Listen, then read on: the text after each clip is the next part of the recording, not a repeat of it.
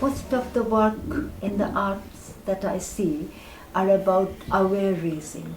So there people depict the devastating effect of dementia on other people, or enact certain situations.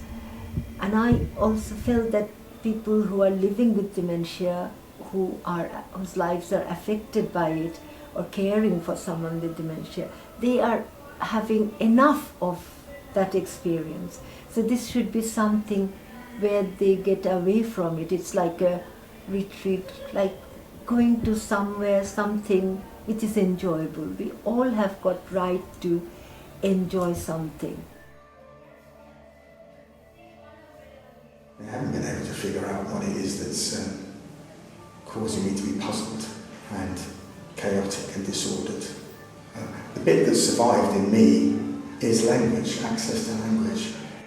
You suddenly acquire a sort of chronic condition of being undermined, invisible, and I want to go home. Yes, you know? So throwing that off, some people in our lives were successful at throwing that off, but for others, when this process of losing memory and also losing concern for the past and concern for the future and being disinhibited, some of these things that we've acquired through hurt kind of get thrown off as well. it's a multicultural show. It is using dances and songs and music from very different, very distinct cultures. These carers who are with their loved ones, with their partners, with whom they have got a very rich past, the way they were reassuring them and caring and protecting them, laughing about them, all those things really helped us. And all these people, they became very much real. And when they talked to us about their feelings and all, they kind of gave some of the artists a permission to be happy within the pieces. Until then, when they were doing something related to the world of dementia, we all kind of feel so scared and feel that, oh, are we stepping aside? It's a somber thing. We can't really feel happy, jolly and things like that. In conversation, we were constantly finding the commonality of our lives, and that gave all the artists the freedom to be themselves. What is it that's inherent and innate that we're born with? The goodness, the generosity, the qualities that people exhibit in their lives, and you just wonder, where does that come from? Where does generosity come from? Where does courage come from? Where does altruism come from? Selflessness come from? Where does joy come from and zest come from?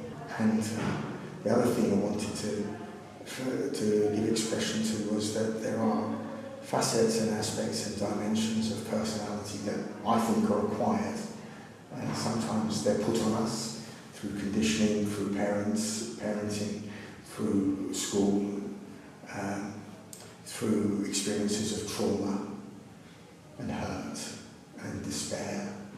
And these things kind of limit us, make us tentative and hesitant, and it makes us fearful.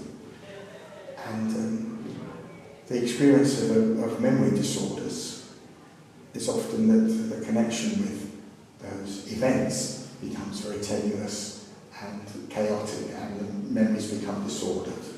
In my relationships with people who have these disorders, people who have dementia,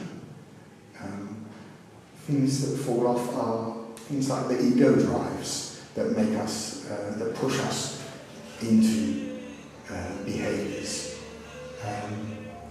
The ego needs kind of leave us early when the memory can't hold it anymore.